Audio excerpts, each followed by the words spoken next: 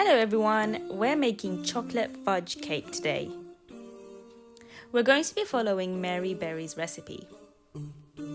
I love Mary Berry's recipe book because it's just really easy to follow her recipes. And she doesn't usually have a massive ingredient list, which usually really puts me off. So we're going to start by adding 6 tablespoons of boiling hot water and 50 grams of cocoa powder. We're going to give that a really good mix until it's fully combined.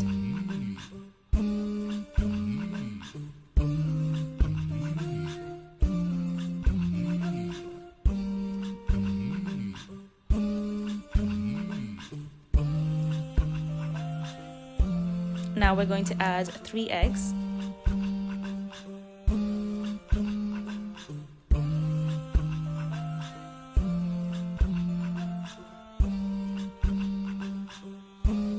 ,275 grams of caster sugar,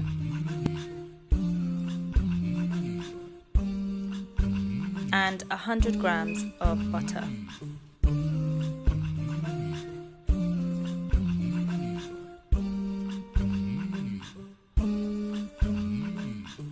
Giving it a quick mix with my spatula just so that the ingredients don't go flying around when I'm using my whisk, and then I go ahead and go in with my whisk.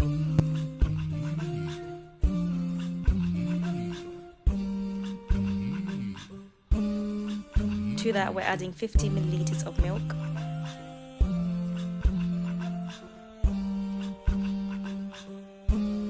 now we're adding 175 grams of soft raisin flour and 1 teaspoon of baking powder. I actually forgot to add the baking powder in and I added it later.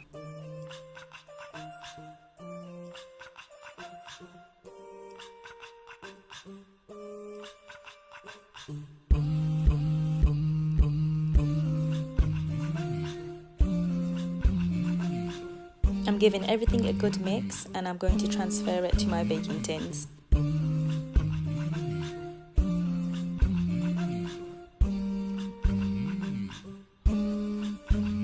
I'm lining my tins with greaseproof paper. I usually draw around the tin and then just cut it out. There are easier ways to do this, but to be honest, I find that it never works for me, so I just stick with this.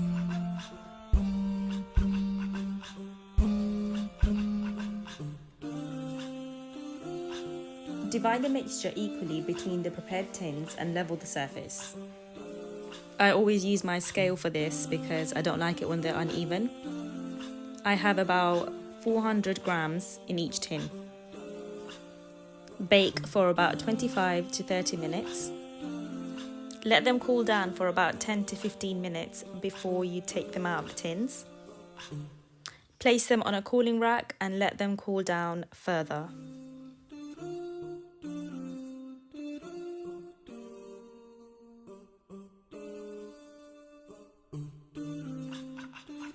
So this next part is not in the recipe, but I am leveling out the cake. I'm using this really cool cutter that I bought from Amazon. I'll put the link in the description box. It's the first time I'm using it, so I didn't do very well, to be honest. But hopefully I'll get better.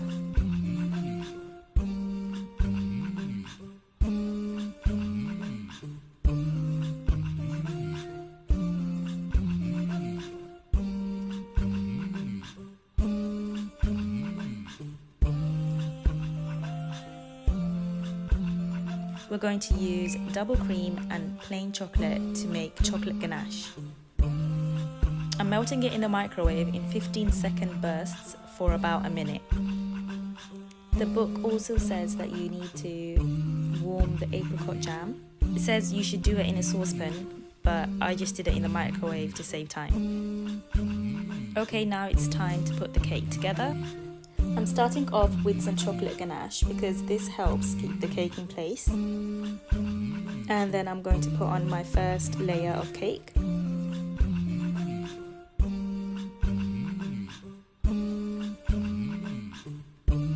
going in with the apricot jam and spreading it all over.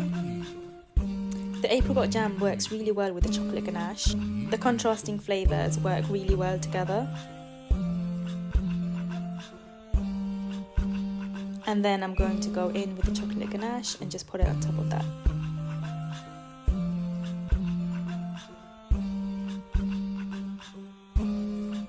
Now I'm adding the second layer of the cake, and I'm going in again with the apricot jam. This time I warmed it for longer, so the apricot jam actually melted, which is what I probably should have done in the first place. And lastly, we are going back in with the chocolate ganache and spreading it out really nicely.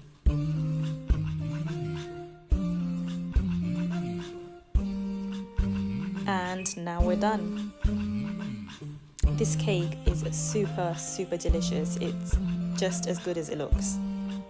I will definitely be making this cake again. When I make this again, I think I'll go easier on the apricot jam because I think I bought a tiny bit too much on the bottom layer. Other than that, I think it's an amazing recipe. I've always enjoyed Mary Berry's recipes. Like I said before, they're always really easy to follow and you need minimal ingredients, which is great. See you on the next video, everyone. Thank you so much for watching.